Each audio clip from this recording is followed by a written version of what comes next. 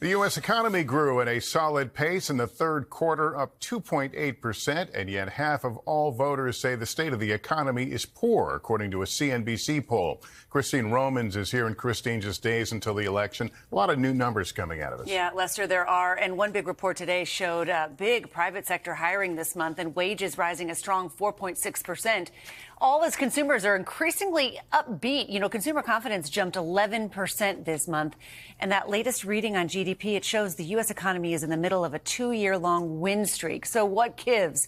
Inflation may be coming down, but the effects of the past 4 years still mean grocery prices are up 25% from the last presidential election. And Lester, we did this math. To buy an average priced house today compared to 4 years ago with 20% down and mortgage rates then versus now, the monthly payment today, look at that, it's double. So the economy may be humming, but it doesn't feel that way really in the grocery aisle or in the housing market. All right, Christine, thanks very much.